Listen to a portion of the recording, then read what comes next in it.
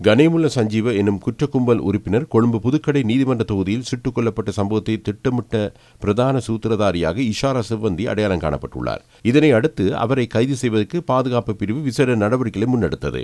அவர் நேபாளத்தில் இருப்பதாக கெஹல் பத்ரே பத்மேவிடம் மேற்கொள்ளப்பட்ட விசாரணைகள் ஊடாக தெரியவந்தது. உதவி போலீஸ் அத்தியட்சகர் ரொஹான் ஒலுகல உள்ளிட்ட போலீஸ் அதிகாரிகள் குழு சர்வதேச போலீசார் மற்றும் நேபாள போலீசாருடன் இணைந்து விசாரணைகளை முன்னெடுத்து இஷாரா தங்கியிருந்த இடத்துக்கு அருகிலேயே வீடொன்றை எடுத்து தங்கியிருந்து அவரை கைது செய்யும் திட்டங்களை வகுத்தனர். முதலில் இவர்கள் கெஹல் பத்ரே பத்மேயின் குழுவின் பிரதானியான கம்பஹா பபா என்பவரை கைது செய்தனர். அவரிடம் மேற்கொள்ளப்பட்ட விசாரணைக்கு அமைய இஷாரா செவ்வந்தி தங்கியிருந்த இடம் சரியாக அடையாளம் காணப்பட்டது. பின்னர் போலீஸ் அதிகாரிகள் குழு அவ்விடத்துக்கு சென்று இஷாரா செவ்வந்தியை கைது செய்தது. இதன்போது முன்னெடுக்கப்பட்ட விசாரணைகளுக்கு அமைய பல முக்கிய தகவல்கள் வெளிவந்தன.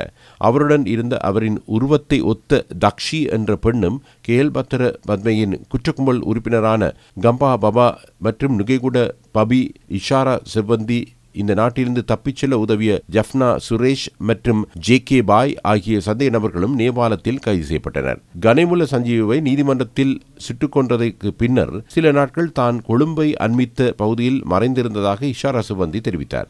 பின்னர் மத்துகம மற்றும் மித்தெனிய பிரதேசங்களுக்கு அவர் தப்பிச் சென்றுள்ளார். அதன்போது ஜே.கே. பாய் எனும் நபரை சந்தித்ததாகவும் அவர் படகு மூலம் இந்தியாவுக்கு அழைத்துச் செல்ல நடவடிக்கை எடுத்ததாகவும் செவ்வந்தி குறிப்பிட்டார்.